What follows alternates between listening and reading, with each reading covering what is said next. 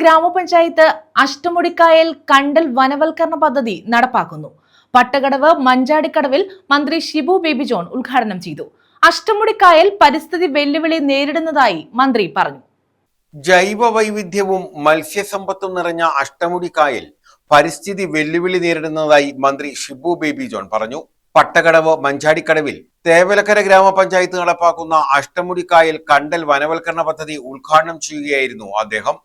ഈ സാഹചര്യത്തിൽ കണ്ടൽ വനവൽക്കരണത്തിന് വലിയ പ്രാധാന്യമുണ്ടെന്നും അദ്ദേഹം ചൂണ്ടിക്കാട്ടി.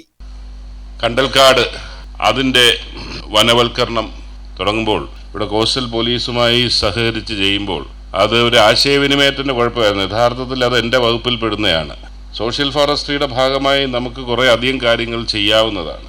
ഇനിയും ചെയ്യാം. ഞാൻ ഇപ്പോൾ തന്നെ അതിൻ്റെ കാര്യങ്ങൾ പഞ്ചായത്ത് ഭരണസമിതിയെ ഞാൻ അറിയിക്കുന്നു. നിങ്ങൾക്ക് ഇതൊരു വരുമാന മാർഗമാക്കി മാറ്റാൻ ഭാവിയിലേക്ക് സാധിക്കും. കാരണം ഈ വനനശീകരണവുമല്ല, ലോകമെമ്പാടും നമ്മുടെ പരിസ്ഥിതിക്കുണ്ടാകുന്ന ദോഷത്തിന് പകരമായി വനം ഇത്തരം കണ്ടൽ കാടുകളടക്കം അല്ലെങ്കിൽ പുതിയ മരം വെച്ച് മാറ്റുമ്പോൾ അതിനൊരു പുതിയ സംവിധാനമുണ്ട്. അത് കാർബൺ ഡേറ്റിംഗ് എന്നാണ് പറയുന്നത്.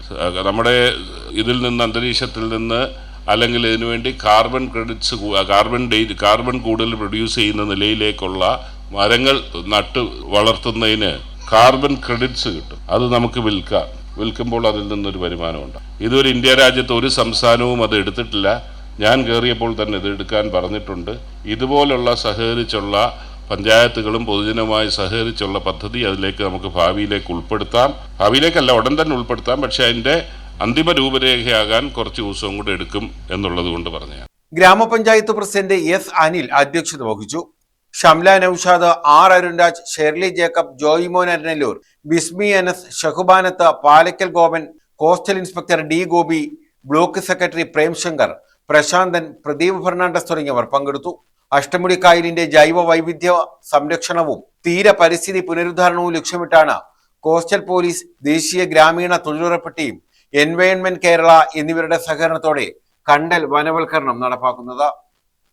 News bureau, Chavara.